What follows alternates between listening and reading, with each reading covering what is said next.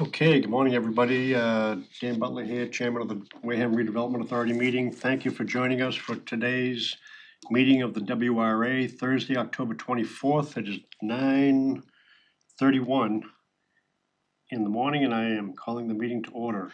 And clerk, Mr. Ken Buckland, could you do a roll call, please? Dan Butler, Chair, Sarah Corbett, Juice Whiteside, and Ken Buckland. We have a quorum. Okay, thank you, Ken.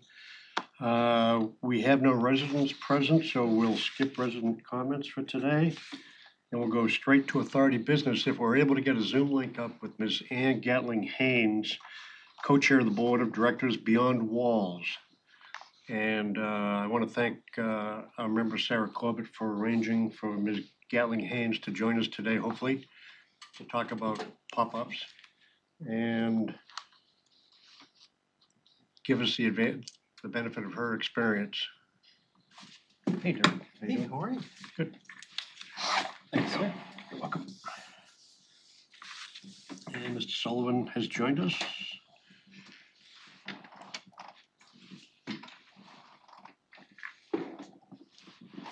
And Derek, we're just waiting for a Zoom to come up so we can hear from Ann Gatling Haynes. Wow. Hello, everyone. Ann? Hi. Can you hear me? We Oh, great. hear you perfectly. Can you hear us? Good. Yes. Yes, I can. Wonderful. Okay, I will just sort of set the table, remind us all why we're having this conversation.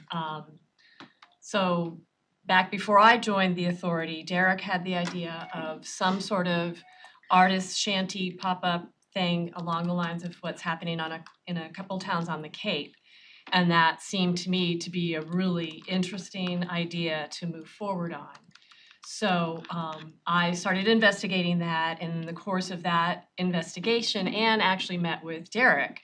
And in the course of their conversation, Anne referenced and then shared in an email that was forwarded to me a Beyond Walls project that she had worked on, and Anne has extensive background in many things, community development, but in particular in this sort of sphere of pop-ups and things that come and go that are artists, makers, small businesses in communities that help to lead a revitalization of a sector of a city or a town. And so that is what we're going to talk about with Anne today in terms of her experience there. And Judith, you brought up at a meeting when we first talked about this, when Anne wasn't able to make it, the need to make sure that this aligns with the urban renewal plan that has been the focus of the authority.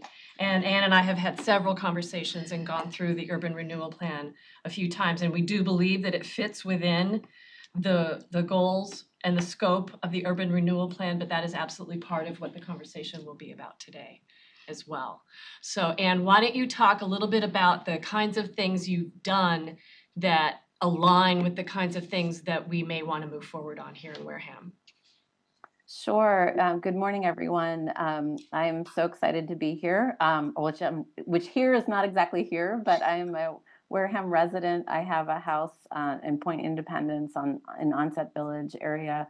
I bought that house about 2 years ago, but I grew up in Massachusetts, in Lexington, and lived there for many years.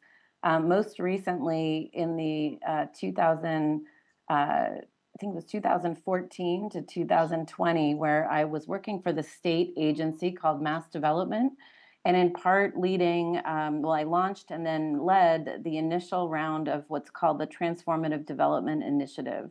And it was really a program based on working in the gateway cities, so the nearby gateway cities of both Hyannis, New Bedford, Fall River, but really looking at kind of building some momentum around redevelopment plans for certain districts, generally a Main Street district in those cities. And one of the things that we built the program around was short-term and initial efforts to build momentum, get a lot of community engagement, because no one entity, the city by itself, one entity, one business, can never really make the change and the momentum happen, especially with a long-term plan like an urban renewal plan. So we worked quite a bit. I can speak a little bit about the cities of Brockton and Haverhill, where we actually put together as part of our initial work effectively makers markets and or pop-up sort of, I would say, more community engagement activities that sort of started the slow drum roll towards what became physical redevelopment on those Main Street areas that we were focused on. You know, this isn't an overnight situation, but I think what Sarah and Derek had mentioned to me about your interest in seeing some early activity on Main Street, sort of new businesses, new activities, arts and creative entities kind of being in place, at least for a seasonal or a one-time period of time, that would lead to ultimately some of the longer term and larger aspects of the plan. And we found this to be very successful in the gateway cities and certainly in Main Street environments in general. I've also looked quite a bit at the shanty, the artist shanties in Hyannis, because that was one of our cities, and that has been a really strong success, starting out as a really initial program, but built over the years to become a permanent fixture in the activity and programming of the city. And Salem also has in its downtown core, you know, many years ago, did a very similar activity with a series of little buildings that artists and makers would inhabit for a period of time through the season. So this isn't something new, but having been on Main Street in Wareham and having seen and read the urban renewal plan, I wanted to underscore Sarah's mention of the fact that I think this aligns with some of the plan goals as kind of an early stage effort to, again, build that momentum and build that activity on Main Street and really start to center everyone's activity on feeling like everyone from business owners, property owners, town residents, feel like they have a way of participating in building that activity and energy on Main Street. And so I wanted to speak just really briefly on, I can share my screen if it helps, with what we did in Haverhill and Brockton, because I do feel it's somewhat relevant to this conversation. And so Sarah, I'm sort of looking at you, but you can't tell I'm looking at you through Zoom, whether or not you wanted me to share my screen or if we want to just talk through the activities. No, share your Okay. screen. Sounds great. Okay. Yeah. And what we did in Haverhill was on the Main Street, there was a series of it was it was an urban renewal set of activities. There's no longer an urban renewal plan in place, but we did a plan that effectively built like an urban renewal plan to talk about a revitalization of a certain area of the Main Street in Haverhill, where one side, close to the train station, has a lot of activity going on, a lot of bars and restaurants. The other side had a number of buildings that had been knocked down, and it was a city parking lot that was underutilized. And a new building had been built across the street, but still not really much was happening. And so as part of the planning effort, we used an organization actually from Texas, where I am. I'm right now in Austin, Texas. And actually, I'm in an urban renewal district in Austin, Texas, because I'm working on one here.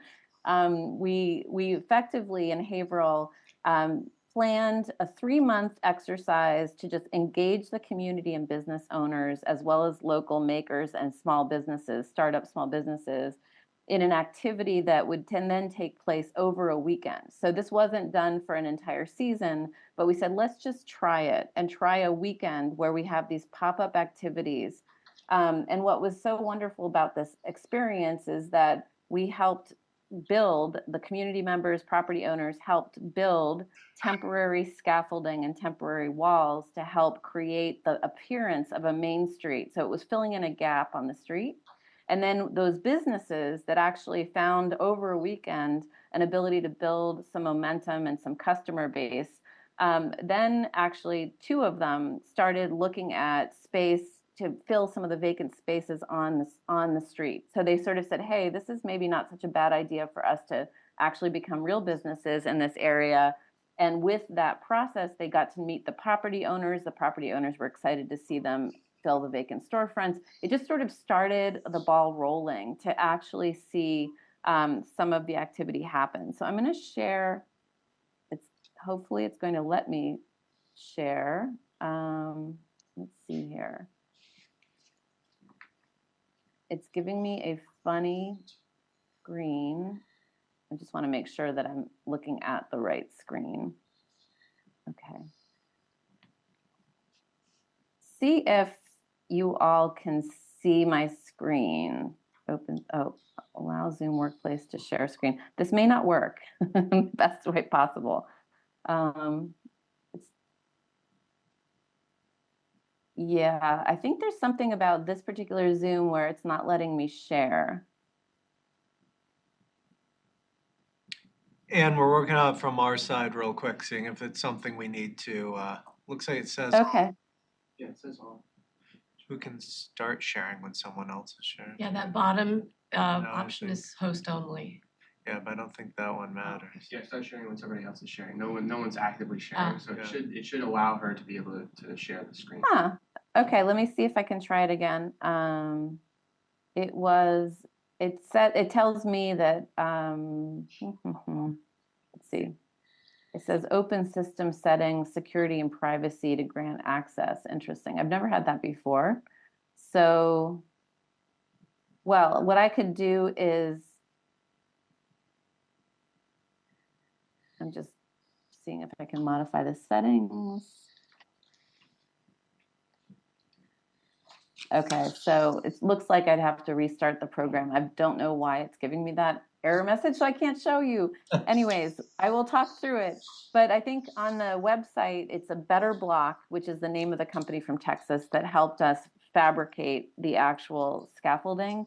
You can go to the website on Haverhill, Team Better Block / Haverhill, I believe, and you see the before and the after. And I think what's really helpful is to see that a really empty parking lot becomes, for at least a day, sort of a mock-up of Main Street. And many cities have done this in many different ways.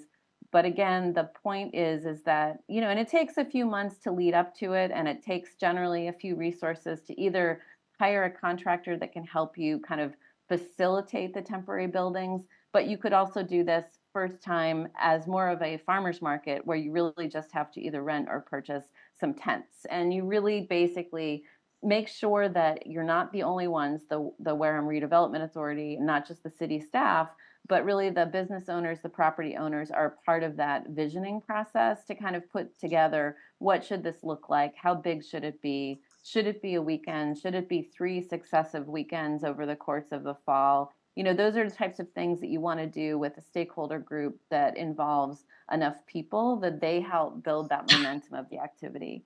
But I wanted to say that it very much, similar to what we were trying to accomplish in Haverhill, follows along with the Wareham plan, where I think, you know, everything from looking at the ability to kind of incubate sort of long-term filling of some of the vacant spaces, including more businesses on the street that helps populate more people coming to the main street in Wareham, and then certainly leading to a different sense of Main Street where actual either real estate investment and some of the projects that you have listed in the urban renewal plan can take shape.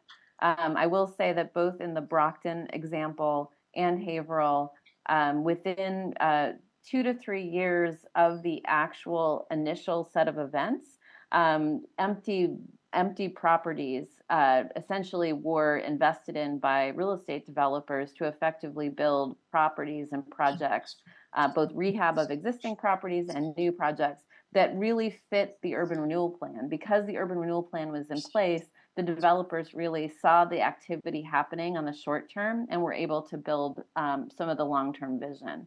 So it really is a beginning point. We have a question. Sure. In both Haverhill and in Brockton, what percentage of the buildings in the area that you targeted were actually empty or vacant? Yeah, that's a great question. I would, I'm going to make this a, so in the overall area of Haverhill, most of the property we were focused on were kind of the empty holes. So the places that had buildings had been torn down and they had, either parking lots or vacant spaces. But across the street, there were a few storefront businesses that had a second floor, and those second floors were mostly vacant. There was also one big new building that had been built across the street in one area. Down the street from the empty storefront, from the empty lot, there were quite a few buildings that were vacant, and in fact, hadn't been utilized in a while, mostly because they had to come up to code and the property owners were not interested in paying for those upgrades until they really saw why they might upgrade their building so that they could actually participate in some of the activity that was happening on the streets. So I would say there was maybe a 50% vacancy. And then the few vacant storefronts were filled within about 2.5 years. And then some additional investments were made in some of the vacant buildings. I should get you some numbers, and I'm happy to do that. I don't have them off the top of my head. In Brockton, it's a fairly different condition. They did 3 things at the same time. They did an urban renewal plan. They set up a DIF district, which is a district increment financing district, which actually allows for some long-term income producing activity that helped. They knew that they wanted to help support some of the activities long-term. And they set up a business improvement district at the same time. So they did 3 things simultaneously. There was a lot more vacancy in downtown Brockton. So I would say closer to 80%. And they were really working on identifying some of the key properties, one across from the MBTA station that had been vacant for, a 10-story building, vacant for a long time, plus some of the empty parking lots right there. And again, Brockton took a little bit longer, but they were able to, fill both, have a developer, affordable housing developer actually purchase the property where they were doing the placemaking, and then build the project, incorporating some of the businesses that popped up at the site that what we talked about. In Brockton, it was called Prova, Prova. And if you look online, you can see some of that activity through Facebook. But that activity became a mixed-use development project, and a couple of properties in the immediate vicinity were invested in and rehabbed, and at this point are actually either under construction or new housing units that have been created. So it really was the beginning of what became kind of a momentum that was happening. And I do recommend at some point, if you all reach out to Rob May, who is the city planner for the city of Brockton, and had really both set up all of these different activities, and then has seen nothing is perfect and nothing is like perfect success story, sort of little lumpiness here and there. But over the past 7 to 8 years, they've seen really a remarkable turnaround in downtown Brockton. Thank you. How did you or they find the businesses that participated in these pop-ups? Great. So with the Haverhill example, working with the city and working with a couple of creative nonprofit organizations. There's Creative Haverhill. There's a couple of other nonprofit organizations. We just put the word out. I believe there was a farmer's market that had been happening in Haverhill but had gone defunct. And so there was I believe there was another mailing list that we borrowed, because we sort of reached out to former people that participated in that farmers market, and we reached out through the chamber. The local chamber was actually pretty strong, and so they were part of the partnership that allowed us to get the word out to a number of different small businesses. And if I remember correctly, the majority of businesses and creative organizations that had tents or spaces in the scaffolding, my memory is that 60 to 70% of them were new businesses, but some of them were existing businesses in other parts of Haverhill that said, hey, let's try downtown as an opportunity to have a presence. And so that was business development for them and trying things out. It turned out that it was the newer businesses that were trying out the street that ended up locating there, although I haven't tracked to see whether or not those other existing businesses ended up sort of relocating or locating an extension in downtown Haverhill. I was actually in Haverhill about a month ago. Beyond Walls, which is the nonprofit that I am a co-chair of, that does murals and lots of public art to activate spaces. They did an installation of another few murals up in Haverhill, and it was so wonderful to see something 10 years out because it takes 25 years to be an overnight success in community development. So it was really nice to see the progress there. And then in Brockton, I would say, again, Rob May is still at the city of Brockton. He's really a fantastic resource for how to translate a plan, a redevelopment plan, an urban renewal plan into real implementation strategy. So he's been fantastic as well. I have one more. Are both of those cities environmental justice cities?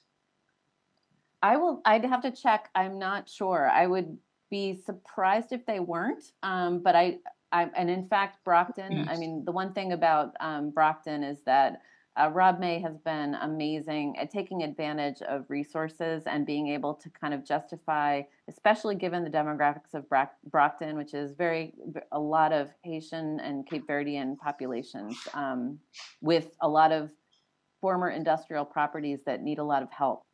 So I will check with Rob on that. I don't know. Our planner says that Haverhill is, and Brockton is as well. And okay, great. And just one more. In Haverhill, how many of the old mill buildings were used?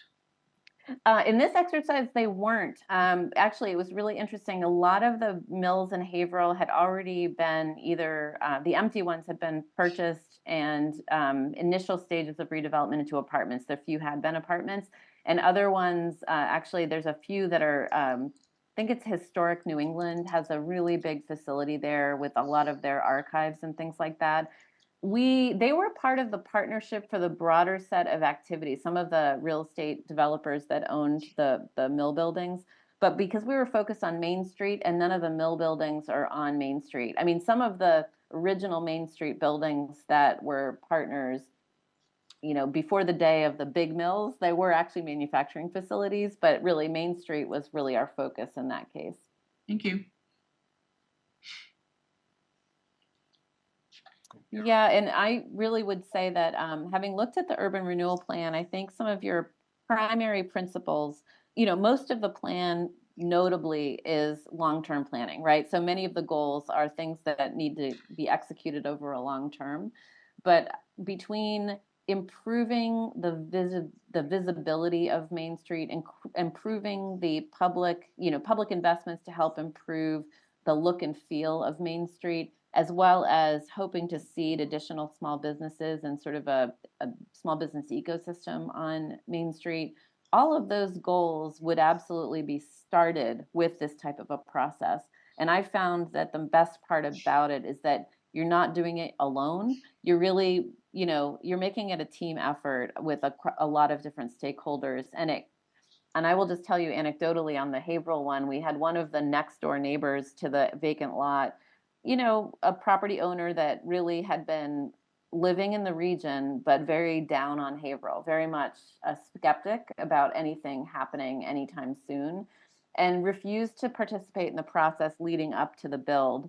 But they arrived the morning of, a few hours early to sort of scope out what we'd been accomplishing in building. The build is usually the week before the actual weekend.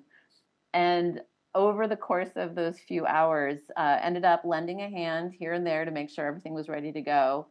Super involved during that entire weekend, really there the whole time, probably in part to sort of make sure that nothing was going to come onto his property and things like that. But over the course of the few months after that, became a really engaged part of the stakeholder group because he saw an opportunity to then start investing in his building and his business. Because he saw the promise of what could be. And so I think, again, with this, these pop-ups tend to bring sort of a feeling back about what could be possible. And I think that builds quite well on the work that you all did during the redevelopment planning process. You had a lot of community engagement activities, and I know that brought a lot of people to the table. This can continue to bring people to the table. And you mentioned that you've read the urban renewal plan, and we've talked a lot about Main Street. You've certainly seen in the urban renewal plan that trying to take advantage of the river along Yes. Merchant's Way on the other side of the buildings that are there on Main Street is a focus of the plan. It's definitely fallow ground. Mhm. What's your impression of it? You've been there, you've seen it. Is that is that a potential location for things like these pop-ups? Yeah, absolutely. I mean, I think what you're facing with the river is not so uncommon that many cities face because we all turned our backs to waterways back in the day, especially during the Industrial Revolution in the next, 60 years. And Haverhill, in fact, had a river walk. They invested about, I think it was at least two city blocks of an investment to sort of where there were vacant spaces actually have a river walk so you could be looking at the river. But most of the buildings along that space turned their backs to the river. And over time, what was put in place was in part planning, like you've been doing, but in part the recognition that property owners had that say, hey, we want to be a part of this. We recognize now that we're bringing people to the river, even in this little area, the rest of us want to, when we upgrade our building, can be thoughtful about how we can participate in that infrastructure.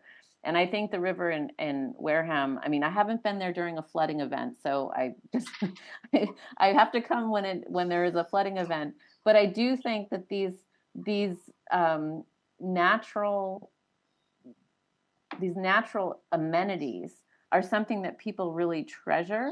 And with I know that you all have been working on little things that are really big things about making sure the backs of the buildings, the trash, and other kinds of things that have been collecting back there have been, how do we make this look better so people feel safer? That is absolutely the first step. The second step is to start to put activity at least in a place that can be visible both from the riverside and the street side, Main Street, and then making sure that maybe like if this became something that it was one big weekend or three successive weekends in a period of time, that you would think about utilizing that river as almost an exploration effort. I know that there's the Sponge Park proposal down towards the bridge, and then there's, of course, the empty lots near the train station. If you could create something that was more like a discovery walk between those two places during this activity, and you just start bringing people to the river, people bring their own ideas once they are there. If they're looking at it on a map and they're not walking themselves down it, they just really don't understand the value. So I think it should come as a part of this process of planning something that's the pop-ups. How do we utilize the site and how do you get folks to experience those places in a way that you start to build that physical memory in a way that I think is really helpful. So I think I want to be on the water, and in fact I was at the Narrows for brunch. I hadn't been there for brunch before a couple months ago, and I kept saying like, I want to be sitting on the water. I want to be sitting over here. And so I think the more people have that opportunity to do that, and you're showing a way of increasing that, it'll naturally become a very prized amenity, and people wouldn't balk at investing dollars into it. And Ann, another question, you've obviously got a lot of experience with this, and you've talked about momentum. I would say as a self-assessment, we've had trouble here getting any traction so that we could start to have some momentum. What advice do you have for the Redevelopment Authority and for the town? That's a great question. Over my many years of this process, I have found that if you don't make it fun and on people's own time, just people are busy, and it's just, the getting in the car or walking down to the public meeting is just very, very hard everywhere. That's universal. And I think that making it fun is part of the pop-ups and why they've been so successful. It's fun for a few different reasons and for different types of people that you're trying to attract. So the best advice I have is actually from the evidence, and I went to one of the, just as I bought the house, I went to one of the events that Emily, who's a close friend of mine who did the plan, had at one of I think it was kind of an open house style, and you could drop by and see the boards. And I went down to it, and there were quite a few people there, but I think the kind of open house style, people coming as it's convenient for them is really, really important. But we also, in most of our cities, had to do a lot of, and this sounds terrible, but dog and pony show. We had to go to a lot of, people's living rooms to talk about what was coming. And also, present at different, neighborhood organizations, just because people won't they hardly can make anything happen. But if you can go to where people are, and just make it easy for them to make that extra trip to more of an open house style, that helps. But really just getting the word out as much as possible and leveraging the people you already have involved as ambassadors about the upcoming activity or the plan. The plan is starting. We're going to do this one pop-up. And it sounds very simple, like one pop-up, but it does take a lot of work. But it does start to build the momentum so that then you have a whole fleet of people that are working with you. And actually, Sarah had mentioned some of the local businesses were actually very interested in participating or had been talking about, how to get together on a certain things. I think that small businesses are the superpower of a lot of these activities. People generally go to residents first, and those residents are generally the ones involved in kind of town meeting and other things. But the small businesses have a lot more to gain by more foot traffic, more traction, more activity. And they, given that they have to run a business and they can't come to a meeting at 7:00 at night, but they absolutely can be part of the, if they embrace it, it really starts to build momentum. Excellent. Any other questions for Ann? Any comments? Hearing none. Ann, we really appreciate you taking the time to share your experience with us. And you certainly have a unique perspective, being an expert in planning these sorts of revitalization efforts, and you're a Wareham resident, property owner yourself. Thank you. We appreciate the involvement that you've had so far. And if you don't mind, I think Sarah at least has your phone number and contact information. I have no doubt we'll have further questions as we go along. If you don't mind us bothering you down there in Austin once in a while, we'd like to continue to pick your brain. Sure, and I'm flying up this weekend. I'll actually be. When is your next meeting? It'll be in 2 weeks. Is that the 7th? Well, let's see. It's second week in November, so it will be second Thursday, 14 November. Oh, 14 November. Okay, yeah. No, I won't be able. I'm there for the next 2 weekends, and I'll be there for the week of Thanksgiving, which of course is not a great week for everybody for a meeting. But I'd be happy to. I met Sarah. Unfortunately, it was a rainy day, so we didn't do the walk. I'm happy to meet anyone on site, and we can start taking a look at things. And I'll be there Friday, so Friday the 8th, I think I'll be there. And then the week of Thanksgiving. So happy to meet with anyone. I'll be there more full time. I'm trying to finish up a project here, so it's been a while. I hope to be more permanent shortly. And I may take you up on that. Sarah and I like to meet at the Bluefoot Cafe, so perfect. maybe I love it. Coffee while you're here. That sounds great. Would love to do that. Thank you. Could she send us the thing that she couldn't share? Oh yeah. Yes, I can send you those links for sure. Please. Yeah, and I found out last night because I was saying you have to refresh because it's a before and after, but unfortunately it stays on the after picture. And so if you refresh, you can look at the before and after. So I will send you those links.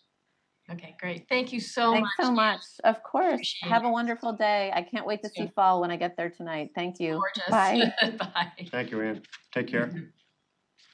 John, thank you for setting that up. Yes, Appreciate thank it. you. Good And job thank on you, the Ken, for your Zoom. help with the link.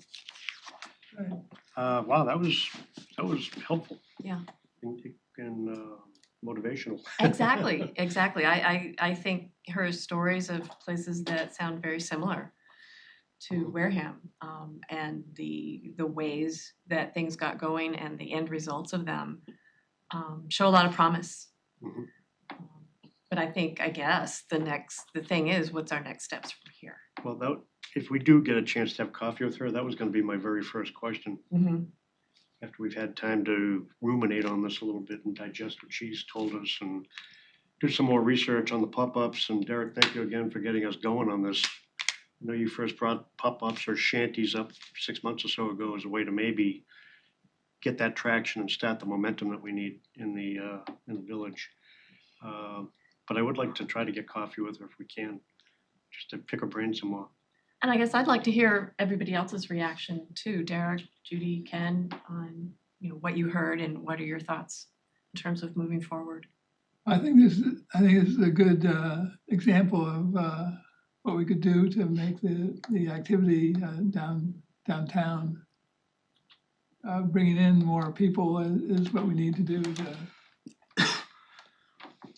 have them see what the possibilities are. Yeah, I liked her anecdotes about how they had the one skeptic Mhm. who all of a sudden started showing up the week before when the scaffolding started going up, and then the next thing you know, he's there all weekend. And, I like the idea of having multiple weekends in a row.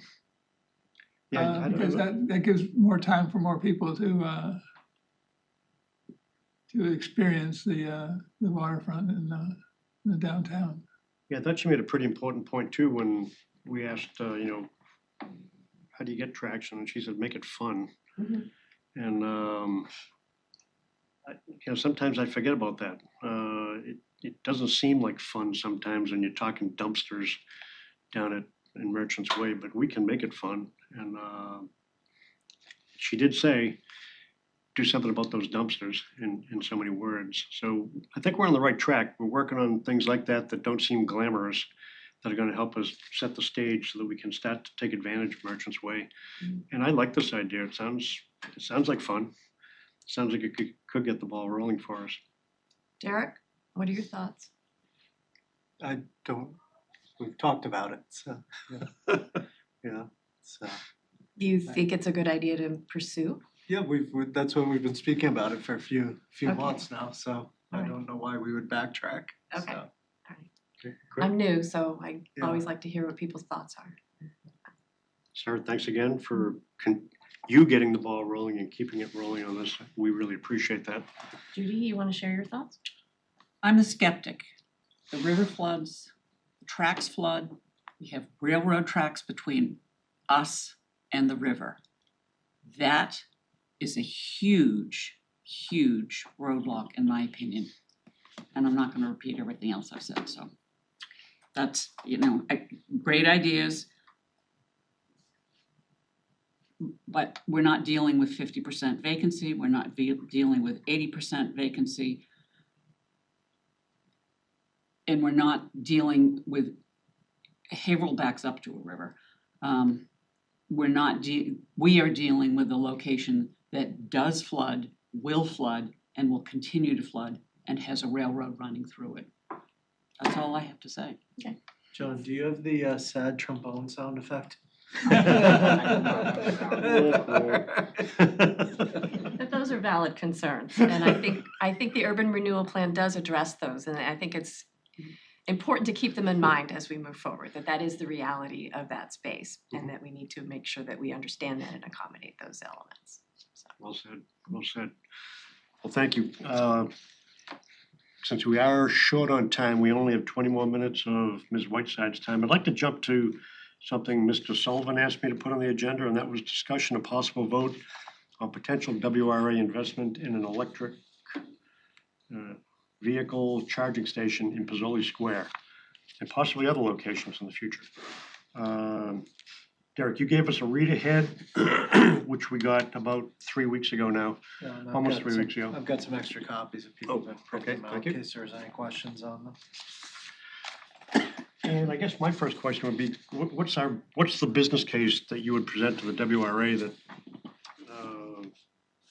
makes this something that we ought to undertake or support or participate in or underwrite? Yeah, so so first off, it's about an almost $300,000 project.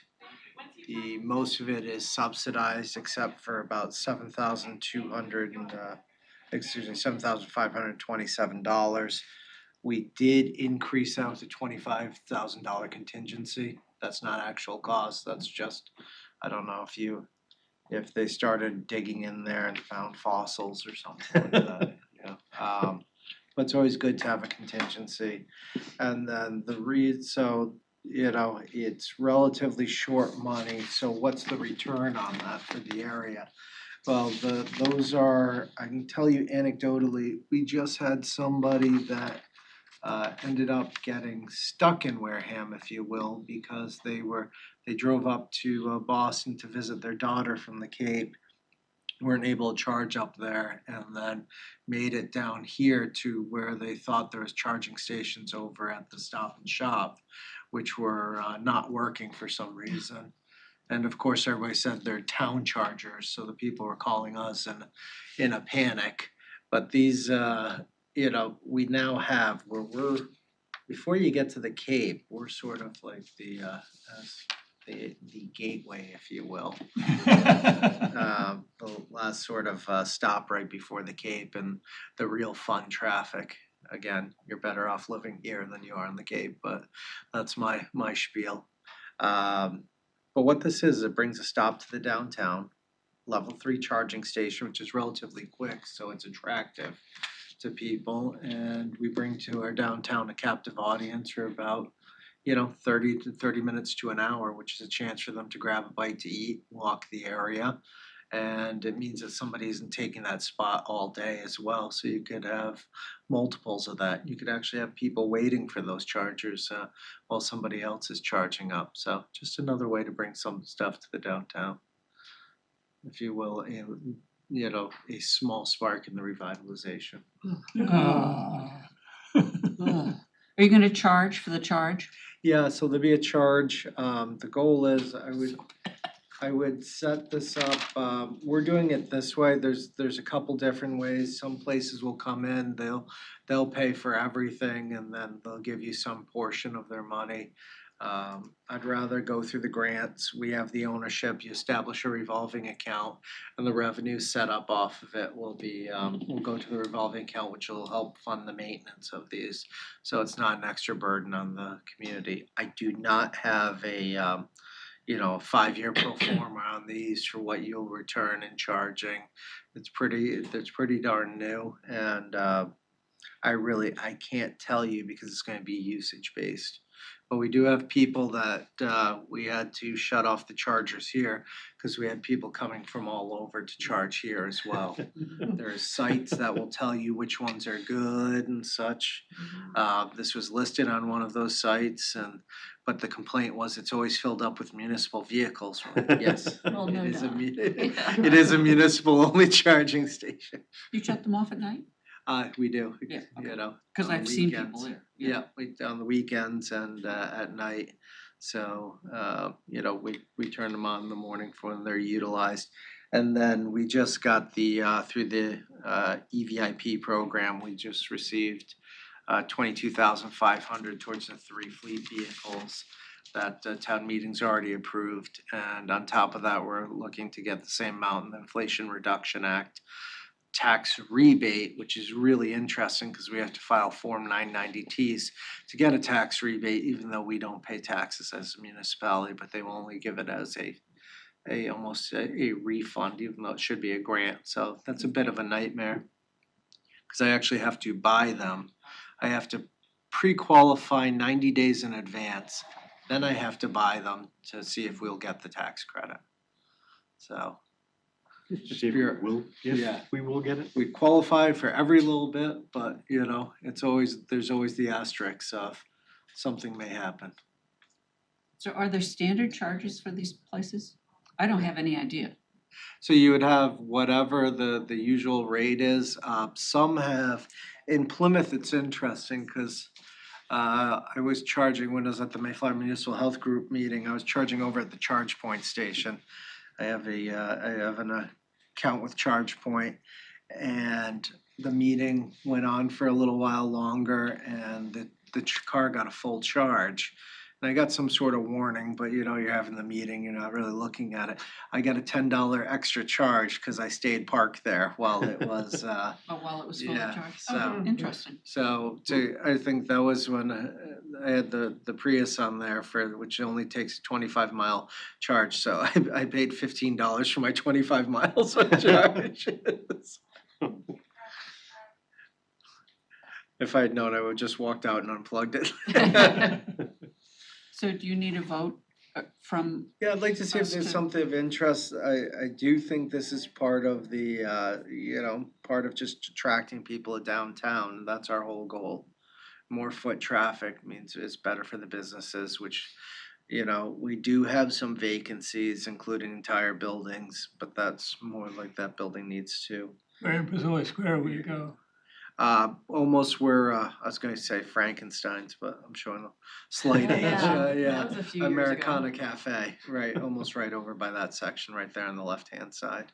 and it would take up about how many spaces? I believe this one's going to take, Two. we're gonna have two chargers on this, so it should be 4 spaces Yeah. altogether, so. Thank you. Yeah. But I'll make a motion that the WRA pursue funding the purchase of charging stations, understanding that there will be a credit coming back. Second, To be located at Pizzoli Square. second. Is that the net cost? I'd like to clarify. I what we're would do a talking about maximum of because- $32,527 would be the maximum output. The expected output is the $7,527. So is your motion then, Judith, to authorize up to $32,527 to sponsor 4 charging stations, 2 No, No, stations? 2 charging. 2 charging stations, but no, I'm, That service 4 that the cars. net cost would be the 32, but we will have to upfront more money. Am I right? No, Oh, okay, that's then I'm only wrong. if there Okay. is a Yeah, then extra cost. with a limit of, I'm gonna call it $35,000 net. That would be part of my motion. And Ken, let me ask you the current state of our financial picture when it comes to the WRA. How much do we have in the kitty right now? We have approximately 500 and something. Yeah, I know we've got about 600,000 in bonds right now. They're returning about 4.25%. There's one $200,000 bond and one about 400,000. Then I thought it's going to depend on what you're actually showing in the accounts versus what the books are showing on there. Yeah, what we've committed funds to already. Right. So you're saying that's what we have versus the reduction of the commitments would be about the 520 or something. So this would be another 35, so that brings us down below 500,000. And let me ask this, does everybody here feel comfortable we have enough information regarding our budget to make this kind of a commitment? This is the biggest underwriting effort that's been proposed since I've been the chair, I think. I don't think we put up more money than this for anything else. outside of the plans, you mean? Outside of the urban renewal plan, Yeah, right? outside the urban renewal plan, a couple other things, so. I think it's an investment that's well worth it. It goes to the redevelopment of downtown. It encourages use of businesses downtown. And if you have $500,000 minus 35,000, who cares? It's minimal money for a major return, in my opinion. Okay, but we will be talking about other investments potentially we could be making that are even more minimal money. That might also provide big returns. So I guess I'm being the devil's advocate here. I'm a big fan of EV and attracting more people downtown. Certainly it comports with our urban renewal plan goals and objectives. This is really the first time I've seen this worksheet. I don't think this is the worksheet you sent us. No, this Slightly is the one with the updated $25,000. Okay. I had them put the contingency in there because, nothing's worse than you're in the middle of a project and you have to come back for more funds on it. So unless we discover fossils or some other thing that might disrupt this project, it could in fact cost us $10,000, $12,000. Yeah, I think that they were pretty dead on what they thought with the call it 7,500. They have basically procured, we've been working with Weston Sampson on this. They have basically procured the chargers, everything like that, so it's all set up from there. It's basically, it's the site work that would be the change. And the timeline, Derek, when, if, let's say we approve that today, obviously, as a town administrator, you could provide this kind of an outlay with the snap of your fingers and get the project going right away. Yeah, it's not the, it's going to depend on, once we've done this, we've got approved for the Eversource funding. Eversource is removing this funding going forward, but we snuck in there. This is also some Inflation Reduction Act that they're putting in for it. This qualifies. If you look at the whole list, you can see what the, you know, where some of the offsets are, so. So you see, we get the 30% payment in lieu of tax credit under the Inflation Reduction Act. So going back to the timeline, if you snapped your fingers tomorrow, when would they start putting? I don't know when Picks they in the would ground. actually, yeah, I don't, picks in the ground, I'd say within 6 months for something like this, so. You know, And goal is- would be hopefully have it up for the summer season. And then what's the argument for having the WRA underwrite these as opposed to the town itself? The town has money for these types of things. Yeah, no, well, this is the town applying for all the rebates and the funding. The town's getting the getting all the rebates on this. So there's a small portion offset, and it's the ask is, does the WRA want to invest in the downtown? I think it does. I think it does. I think it's appropriate. And then in addition, for the WRA's upfront prime the pump funding, I guess I'll call it here, to get this project underway, recognizing we're authorizing with this motion up to $35,000, but it could come in at $7,500, $10,000. Would that include the big sign that says "Brought to you by the WRA"? Sure, we get when you're thinking a 6x6 sign, probably about 6 inches by 6 inches. In the shape of a paddleboard. And in accordance with the town's sign bylaws, and in accordance with if the historic district. In accordance. Okay, so we have a motion. Any other discussion? We have a motion on the floor from Ms. Whiteside that the WRA underwrite 2 charging stations that will accommodate 4 vehicles in Pizzoli Square, authorizing up to $35,000, recognizing that it may come much less than that, so that we can get this project going. Hearing no further discussion, or Yeah, just say 2 dual port level 3. The level 3 is important because that's fast charging. port level 3 chargers. If they were not level 3, I wouldn't recommend doing it because people what would happen is they'd drop each other off or something like that and just park the vehicle in the spot all day, so. Okay. Any further discussion? Any other interest in amending the motion? Hearing none, I'll call for a vote. All in favor of Ms. Whiteside's motion, say aye. Opposed? Okay, it passes unanimously, 5-0-0. And I like that you looked over here, but if I was opposed, that'd be a little weird. Okay, Derek, thank you. Thank you, I appreciate And it. congratulations on this terrific initiative. Let's see, we only have 5 minutes before we lose Ms. Whiteside.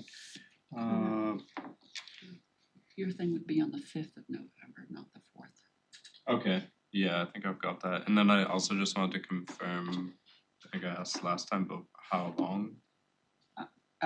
That agenda's gonna be about this long, so I may even bump you to a different date, but Okay, yeah, just keep me informed. 5 minutes. Okay. 7 minutes. Okay.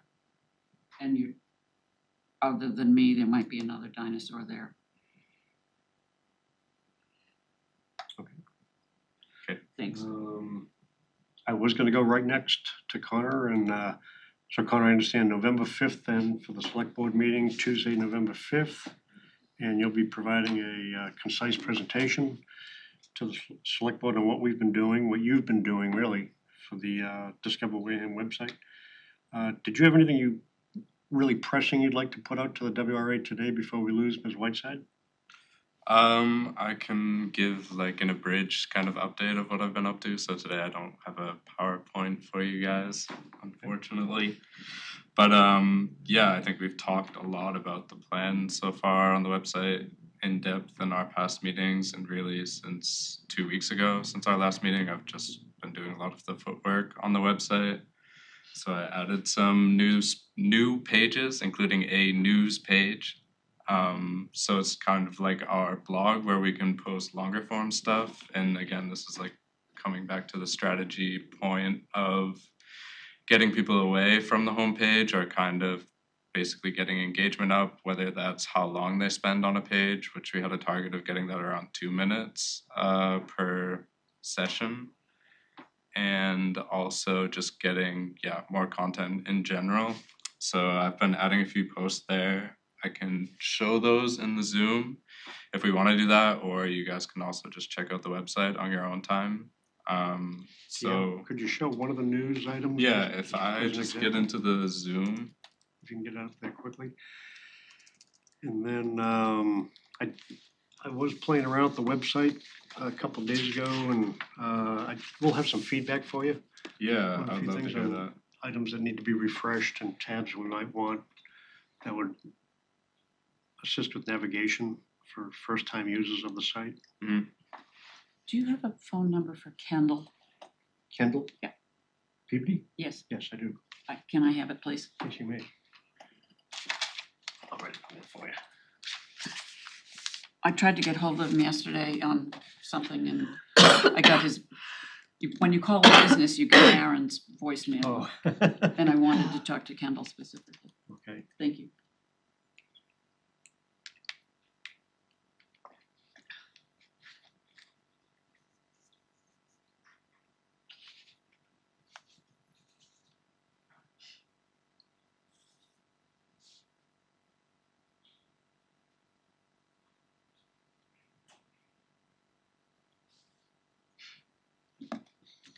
There you go.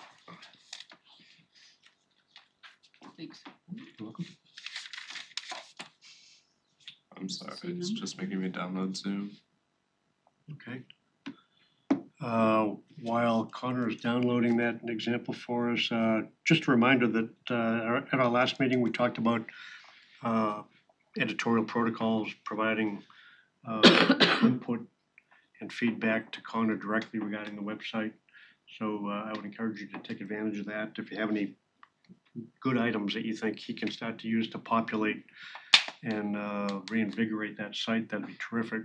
I know he would welcome that.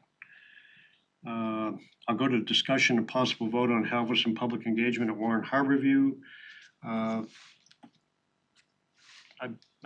We received a commitment from Danny Warren that he will host that meeting by Halverson. It's going to be a public engagement meeting during which they're going to put up some big boards, similar to what we saw at the old train depot when we had the 2-day event a year ago, August.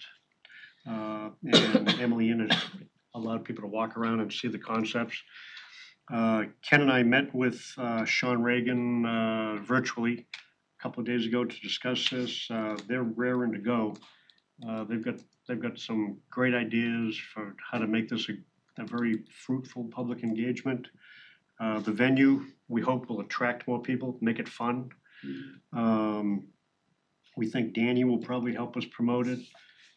Ken is authorized previously by the WRA to make expenditures necessary up to $5,000 when it comes to any of our projects. So advertising a Wareham Week or anything like that is something else that we would contemplate to try to get as many people from the public as possible to this event and do basically what Ann Haynes was just telling us, get people in there to see what we're doing and start to get some traction and momentum.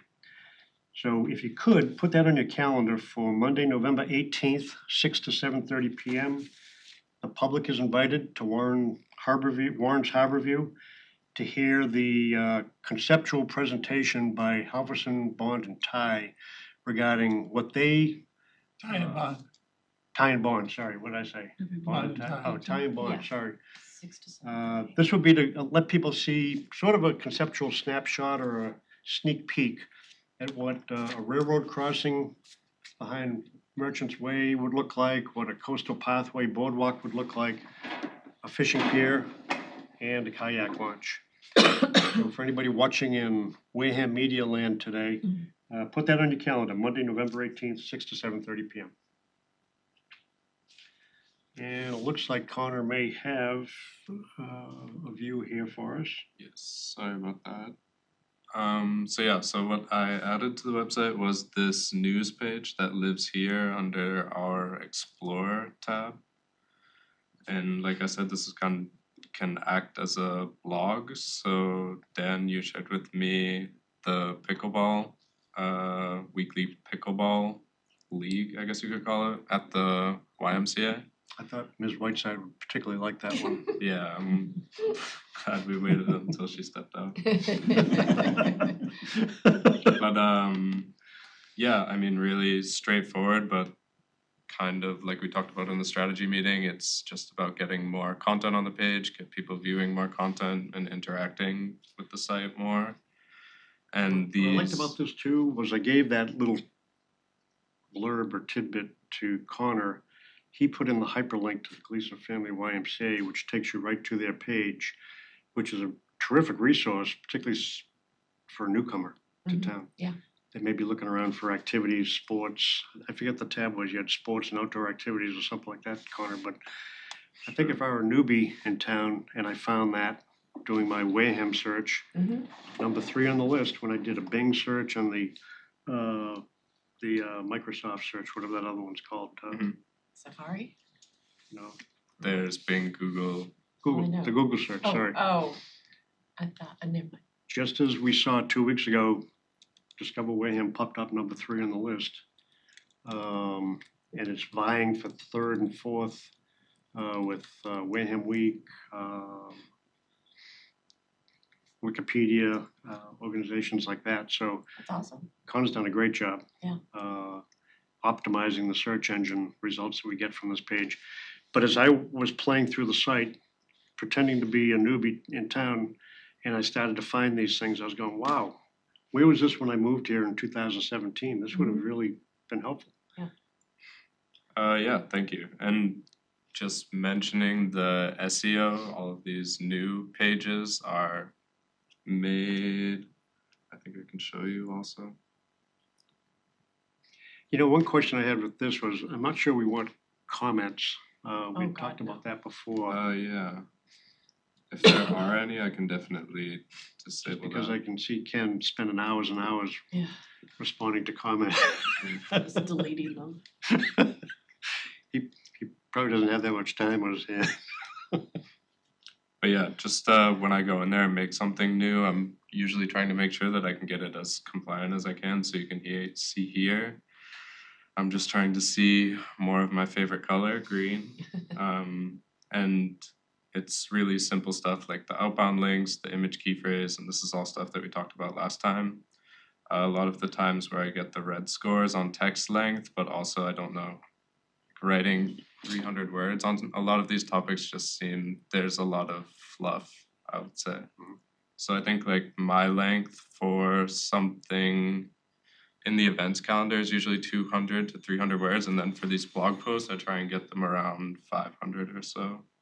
SEO prefers longer text. 300 at least for some reason. I didn't really do any research into why, but The longer the better. Yes.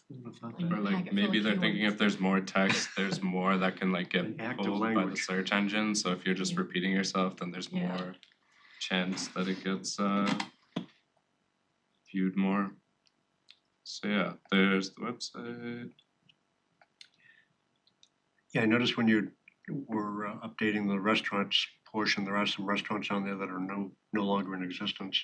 Yeah, so that I'm going to talk about next. So that was one of our second or third most viewed pages was the restaurants and hotels in the area.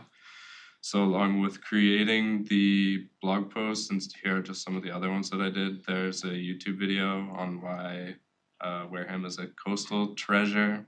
Yeah, that was good. So there's like another long form trying to get more and more links to other things. I think this one goes to Onset Village Association, Onset Bay Association. Yeah, just longer form stuff. And Ken had asked that we write something about the Wareham Land Trust. So here's just more stuff about the properties that they have and linking out to their website for the complete list.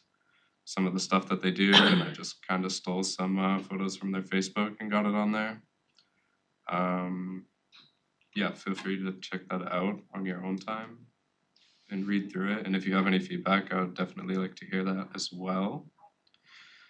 And yeah, so another thing that I've been doing is building out our event calendar or event page. And so the process here is really similar to writing these blog posts. It's just a little more concise. So we have the book sale for the library that's happening starting today through the weekend.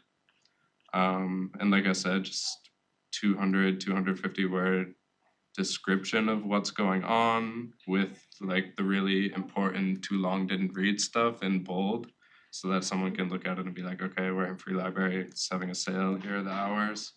And then always afterwards I include a link that just goes back to the page again.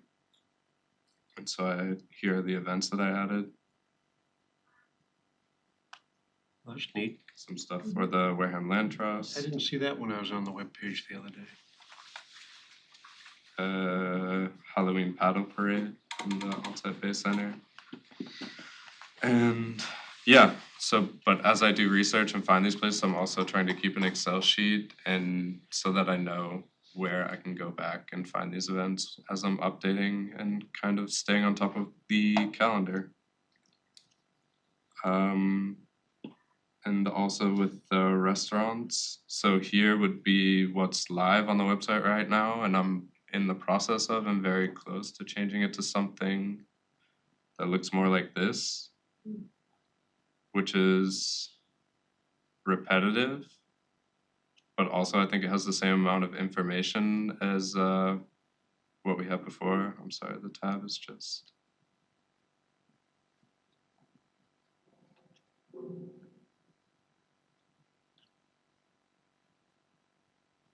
So here we have a lot of text and then a link out to the website.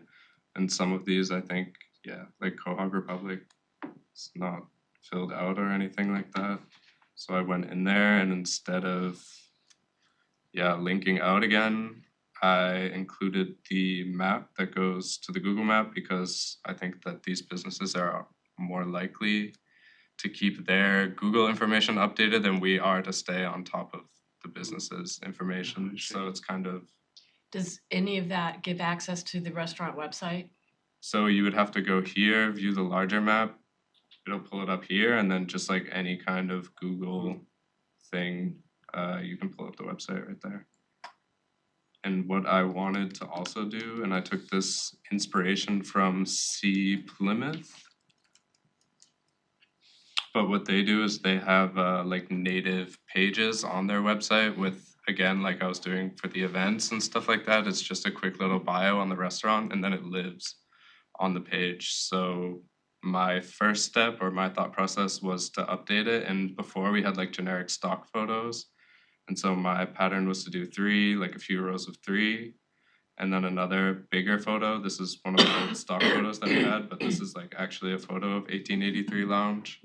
And that way, I don't know, it helps people identify more or like kind of see what they're getting into. But like I said, I took a lot of inspiration from C Plymouth. Sounds like you might be having fun with this, Connor. Yeah, it's good. And I think I definitely gave myself enough to do, so. I guess I like, well, never mind, the whole website's awesome. All the updates are great. I guess in terms of, you know, when I travel, I am interested in where a restaurant is located, but first I wanted to go to their website and look at their menu. Mm-hmm. So is there any way to make the name, like the 1883 at the top of that, Exactly. make that a link? Yeah, so that's what I was planning to do, was to make out these pages that look a lot like this. So for example, this is just some general store in Plymouth, but like it's a few photos, and obviously this would just happen over a certain period of time. But it's some bio that they wrote up with the hours, and they can link to the website or directly or anything that they want. But for now, they at least have something that's for sure with the Google, and we know that the information is going to be accurate. But yeah, my plan in the end was to have this, like the 1883 lounge, linkable, and then it would go to a page that looks like that. Perfect, okay. So yeah, those were kind of the two bigger projects that I've been working on since last time. And I guess just for some updates, I wanted to show this. These are the different pages on our website over the last 14 days, which would be generally until we would be the last time that we met. See if I can make that bigger. But you can see this was just an event that had come and gone, but the rowing challenge event page got a lot of views, and you can see this is just because the page didn't exist or had existed for a few days before, but it's up 1000% in views. And nothing like starting from zero. Yeah, exactly. So it's like multiplying by 1 or 2 Yeah. usually, but it's good to see that it's not just the homepage anymore, and then the rest of the page is having like close to nothing. So you're seeing it's getting a lot more spread out. With the shopping and retail, which none of those updates that I showed you have gone live yet, but yeah, it still shows that people are at least checking out other stuff. The events page in general is where I focused a lot on, and that's up also a lot. But yeah, it shows that people are actually getting in there and going to different pages, and I don't think I have the report up right now, but also there was 500% increase in, or we're close to 2 minutes in engagement time on a few pages too, which is good that we're kind of like trending towards those goals that we had set out.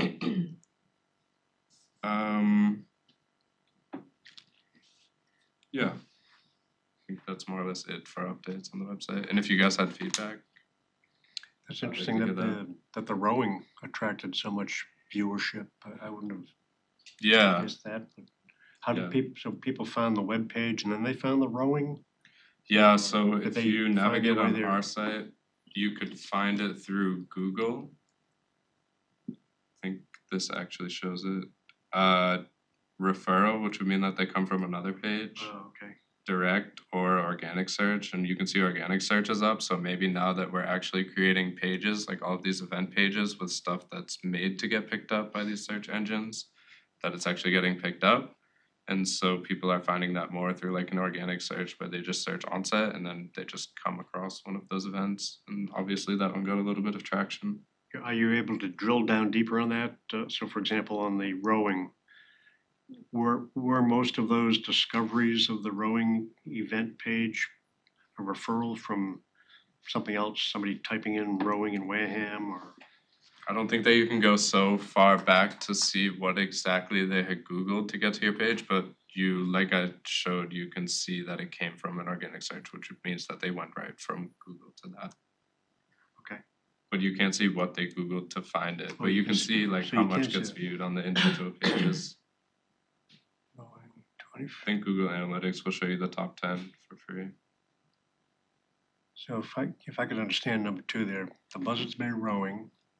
Sorry, I just, sure. I'm just trying to understand the mechanics and dynamics of how you're drawing traffic to the Discover Wareham webpage and why things like the rowing matter. Why, it's Well, like that- an important event, or? But Yeah, that doesn't, rowing would matter because that was one of the most recent events. It popped up on Facebook and such, so I think if people did a simple Google Bing search, it sounds like it was pulling up our website to go to it. So that Yeah. was one of our most, that's why that would be such a, I would think would have been such an increase. That was one of the most recent events. okay. And your analytics and metrics, they show you what happened after somebody found the Buzzards Bay Rowing Club challenge. Is that right? Yeah, you could see that. We looked at one of those reports last time. I think I could actually pull that up quickly.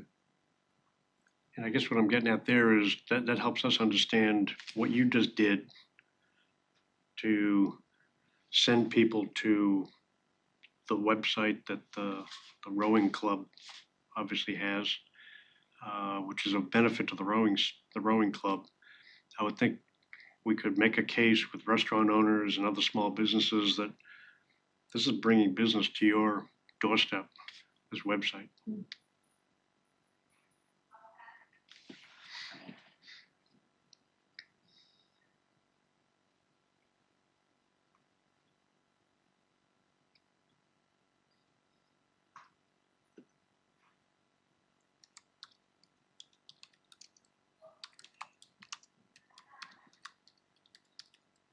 Yeah, sorry, I'm just trying to find it in like the automatic reports that it does.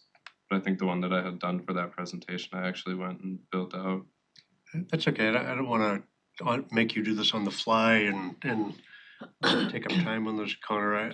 But yeah, I mean, if you look at the graph that we had before, you could see that the on-site rowing, that single event, had almost double the views from the events page itself. So then you can just tell that people are finding that from an organic search, and they're not going to the events page and then saying, oh wow, this is a cool thing, I'm checking that out. So they are just finding that out on their own. But it's bringing people to the Just going website. directly to it. Yeah, exactly. PFR direct right to that news To that event. singular event page, like these ones that I showed you. Well, Connor, keep up the good work. Could we monetize any of this? Oh, that's a good question. Could we? I don't know. Could run ads. I was I just gonna mean, say, that's the only way to do it. I can do some research on it and see, because if we're getting 100 views a day, which is basically like we're getting somewhere between 100 and 200 views a day. I don't know how much, if it's like based on views, it How has much to be. traffic, yeah, Yeah, right, it has right. to be how much traffic's going to the website. But I can definitely do some research on it, because I've never run ads on the website before. That's a great idea though, Ken, if we could find a way to self-finance this website. Yeah, Which isn't so ambitious. I think if it's like the $30 a month hosting fee is basically what we're in for each month. And your time. Yeah. True. Any other questions, comments, feedback for Connor? I mean, Before we just move on. quickly along the lines of what Ken just brought up, and this requires resources we don't have, but spitballing, you could sell sponsorships to local businesses, Yeah. you know, brought to you by Mhm. kind of thing. But I don't know if how appropriate that is for a government website either. So there's that. Mm. But it's worth thinking about. Okay. Yeah, I mean, if we think about the example that I showed last time from the Chamber of Commerce, they also very clearly had like these banner ads in their newsletter. So That's a chamber, how about Yeah. Plymouth? yeah. See Plymouth? I don't know. I don't think so. That's worth thinking about. And Connor, if we could ask you to Sure. add that to your list of things to think about and research and be prepared to educate us some more on. I think my closing comment would be that you're doing a great job. Keep it up. Yeah, Thank you. Appreciate it. absolutely. And good luck on the 5th when you make your presentation to the select board. Thanks. I'll be We're a tuning tough in. group. I'm sure. We only have a few minutes left. Is this a good time to talk about the bike racks and public murals, Sarah? What do you think? Is that on me? I didn't know that. It was. Well, we didn't want to talk about it without Derek present Mhm. 2 weeks ago. And you indicated that he had provided the information from the inventory that was developed. And Yeah, I suppose we can have a quick conversation along those lines. I mean, Derek, thank you very much for going around town and trying to find the various, and actually there is a bike rack at the current train station, Yeah, it's Merchester. way down, it's Yeah. hard to see. I found when they weed whacked a little. Yeah, Back out. that's what it took, I think. And then I felt like, I don't know if this was your intent, but you talked about places that didn't have bike racks, and it seemed like maybe those were good places to have bike racks. But I don't know what the next steps are from here. There is a Serped resource available to get bike racks, and I don't know if that's something I would pursue or Derek that you would pursue. What's the next steps from here? Yeah, I just think, I guess it's if we're trying to figure out the value of the bike racks. I think this stemmed from somebody at the Oyster Festival speaking to you saying there weren't any bike racks at the Oyster Festival. So, but those would be more transient bike racks. Right, yeah, that's right. So, but I don't know how many people will eat a dozen oysters then ride off on a bike. So, especially if you had a beer on top of that. Yeah. So, But you know, those transient bike racks are such an interesting idea, and it might be something to pursue, especially in conjunction with the Wareham River pop-ups yeah, idea. So what do you think about that? yeah, I think that's a good idea. I think there's something coming down the pike with these e-bikes as well. Hmm. So, but those are pretty valuable. So I don't know how you lock those or chain those up, or if you need a key in them or what. I don't know anything about them. The companies that put those up in different cities and towns? No, I'm just speaking about, I don't think it'd be worth our investment for it, but I'm talking about we have, there's at least, Pat has one that he's riding out to Middleborough like a psycho.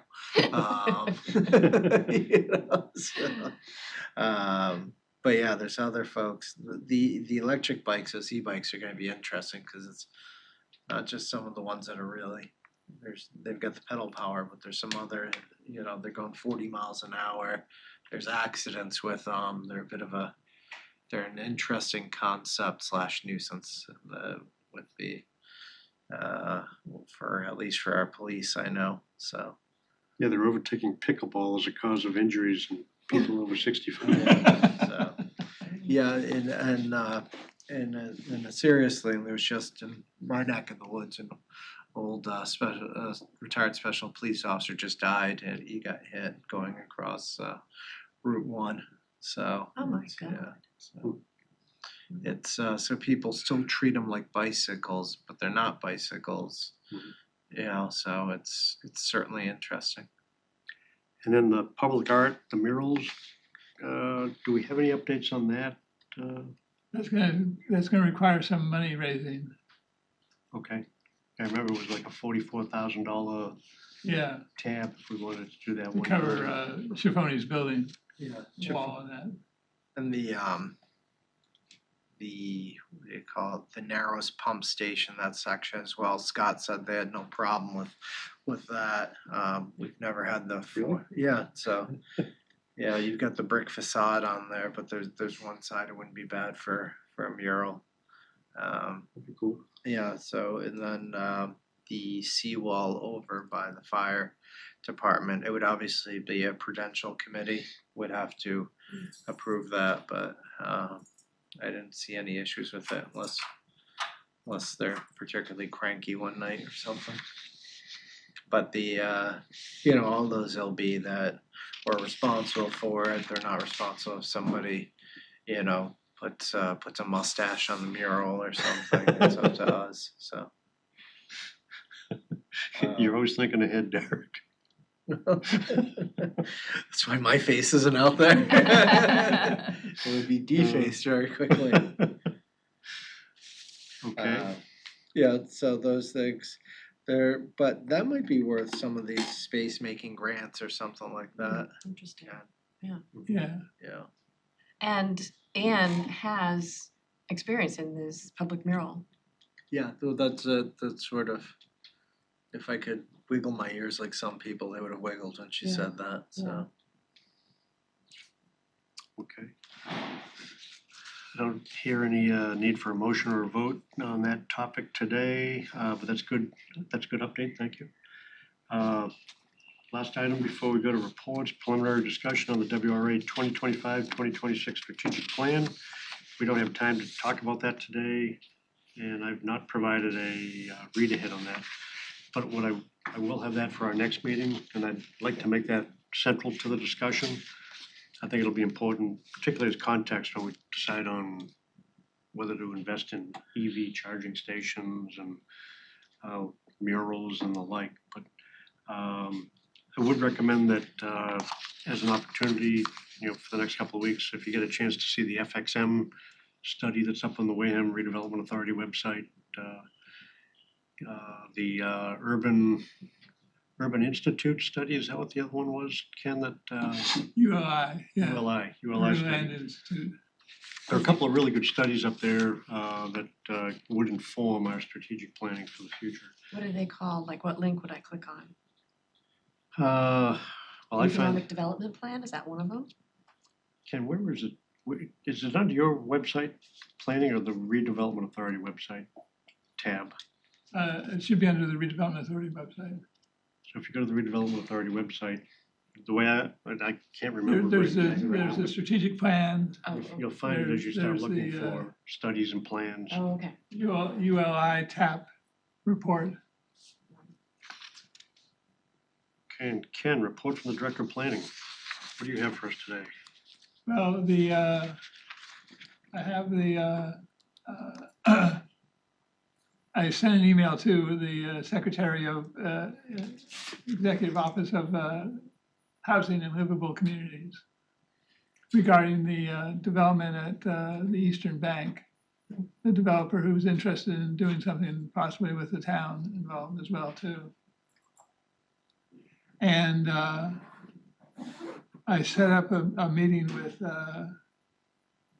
some of his team for next Wednesday, the 30th, to talk about resources and ideas for assisting, because one of the ideas was to put a library into Eastern Bank, and that unfortunately though that requires quite a bit of money to. The estimate I got from a library architect was it's $500 a square foot to renovate a building for a library. Yeah, I was talking to Jared Fredrickson of the Library Board of Trustees. Board of Trustees. He seemed skeptical. He thought that there's no way you could fit what we have in the library today into that building. The footprint's not big enough, there's not enough volume. I don't know if that's correct or not, but It just depends on what you're looking at for a library, and having been in there, yeah, I think they're missing the different floors on there. We need to revision it to what our actual staffing is, that building, and it's difficult because we're about to put $3 million into that building. Yeah. And I actually think that's a terrible use of money to rehab that building for something that's non-functional for our uses. But it sounds like Eastern Bank is a non-starter. No, I don't think we've got an opportunity in there. I Yeah. think, so that's why we've, after doing the roof and such, I think it's interesting because, there's a lot of good people trying to help the library and keep it going. That's been, that department since our 2014 lows has been the biggest increase percentage-wise by any department, but still obviously isn't like some of the others. But we have people that want to do keep another branch open, want to do everything. So it's, realistically, you should almost be shuttering half that space to make it safe for the employees. so the plan might be shuttering half that space. No, moving that is some- not, no. No? There's no plan on that, Oh, there's no so, plan. no. So I'm saying So that's, it's very exploratory right now in terms of Eastern Bank. Sounds. I think had we, I think when there was the opportunity, the town should have, we have known what it was actually going for versus what Eastern Bank was saying they wanted for it, I think the town would have snapped that up for parking alone. Yeah, do I think a library in your downtown, if we're trying to develop foot traffic, is a better option than what's over here? Absolutely. You know, this, again, that's, well, you get some of the kids over there, which is nice. It's really not nice with the issues we're having with the kids coming directly from the school, as it being a unsupervised after-school care with children experiencing their first hormonal issues. So, You don't say. you know, it's, the staff has endured a lot of abuse, actually.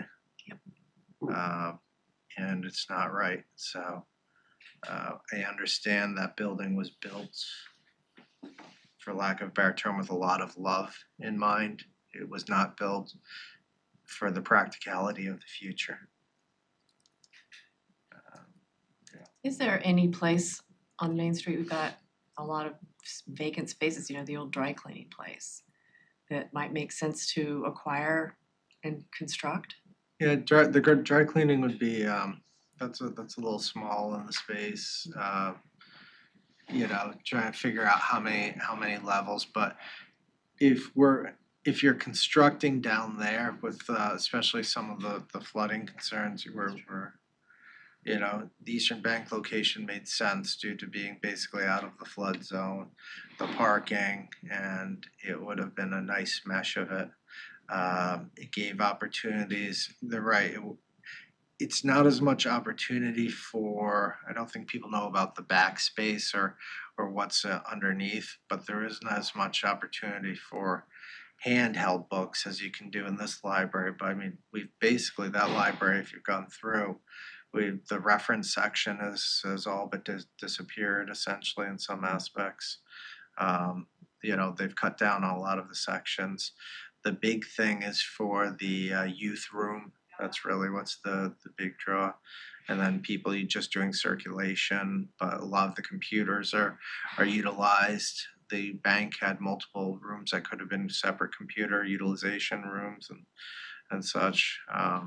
Had cameras within it, which banks tend to do, which is nice. So had your checkout area, which would have been the current teller space, had a lot of neat stuff for it.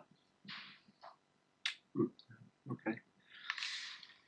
So Ken, I guess you'll be Yeah, able to give us an update I'll after. explore with them what resources they have to help us out with the urban renewal plan and the projects itself as well. And I'm curious, it sounds like we approached the developer, the owner, regarding possibly using the Eastern Bank for public purposes. Did they share anything that they're contemplating as a potential use of the building? No, they didn't. That's something that there is still a question on their side as to how they want to utilize that space. They do want to put in residential units. Most of this would be residential above, yes, Build up. out of the floodplain, of course. Alrighty. Yeah, and I think it would be, I don't think we want to do the developers messaging until we've got an official message from them. Right. I just don't think it's fair to them. Right. Yeah, I'm just curious how far along they obviously thought they had an idea of what they wanted to do with it when they decided to purchase it. I am kind of curious what that menu of options might look like. I think actually he saw it as an excellent opportunity. This was up and coming, and that in terms of redevelopment, this one made a lot of sense for whatever the market would most likely see fit to build on that site. Okay. All right, thank you. Other updates, Ken? Reporting? No. Okay, Ken, thank you. Thanks as always for all the good work you do and all the good work your staff does. Member comments, new initiatives. Ken, anything else? No. Ms. Corbett? Sullivan. Nothing intelligent. Okay, let's see, I have one or two items. Just wanted to make the rest of the WRA aware that I had an opportunity to make the acquaintance of a Mr. Kevin Tremblay from Open Cape. He's the Business Development Director for Open Cape, a nonprofit fiber optic provider on Cape Cod and the South Coast, as far down as Providence, Rhode Island, I believe. And it was very interesting hearing some of the anecdotes that he shared with me regarding ways that this particular nonprofit has been able to support, I would call it development and revitalization in other towns in our area who have turbocharged access in terms of fiber optic access to the internet for their businesses, their nonprofits, and their residents, to include environmental and economic justice communities that don't have good access right now or didn't have good access.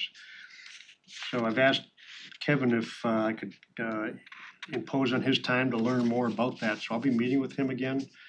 He's already asked if we have some good studies, Ken, that he could maybe digest before we sit down and meet regarding where we have cable lays and things like that, networks throughout the town. But I'd like to explore with him what they might be able to do for us with their backbone that runs right down Main Street in Wareham Village, how that might comport with our ambitions for an urban renewal plan for the village. So I'll keep you informed. Mr. Chairman, I apologize. I know you're just speaking on there. I just want to go back. Open Cape was, because I remember, was coming through one of the people in Sandwich was leading the charge there.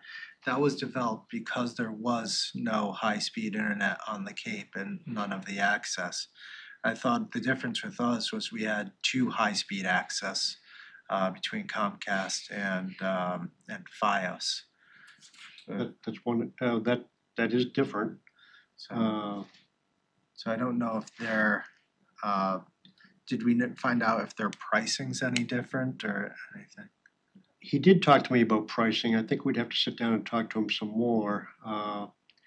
As an example, he pointed out that Toby Hospital uses Open Cape. Yeah. And they're very bandwidth hungry, as you would expect a medical facility to be. He talked about some pilot projects they've done in other towns like Bourne, where they took a community that was underserved when it came to bandwidth access and speed of access, that type of thing, where they were able to provide that access and provide tremendous bandwidth and speed at less cost than they were paying before. So it effectively would amount to a good competitor, a nonprofit competitor to the commercial providers that currently allow access. But they're already there, right? Who is? Open Cape's already here. They are. All right. Right. All right. And did CBI look into them? No, they didn't. Do we know why not? They didn't need to, or was it? Yeah, I don't think they had that on their screen. Okay. So is that what they're looking for, their community broadband report? No, he asked me if we had anything that shows, for example, the network maps and they're easy to get actually because now they're online. The FCC has provided those and made them available online to anybody that wants to search for them. But I think he wanted to see if there was anything else we had in the way of planning that might not be readily available to the public that would help him help us if there were any effort to try to revitalize, for example, Wareham Village using Open Cape's infrastructure and taking some of their dark fiber live. I have to get to another meeting right now, All right. sorry. Yeah. So maybe we Yeah, give Ken, them thank you. the broad. Can you? Get the community broadband. Yeah. Give that over to Dan. Yeah. Yeah. Okay. Are you talking about the environmental justice community broadband and No. equity access? Yeah, we just had the, that was the one based from the government about where the access is, if you're lacking, yada, yada, yada. Right. So I think give them that, and that's how they would build off whether it's worth their time or anything like that. Mhm. So, Yeah, no, that's a different initiative. And that was all I had. I don't think we have any correspondence, nothing that Ken's made me aware of. we'll hold off on approving the minutes, and I will entertain a motion to adjourn. So moved. Second. Okay, all in favor, say aye. Aye. Aye. 3-0-0. Sorry, but we're gonna have to adjourn. Thank you, everybody. We're adjourning at 11:10. John, thank you. Appreciate everything Wareham Media does for us.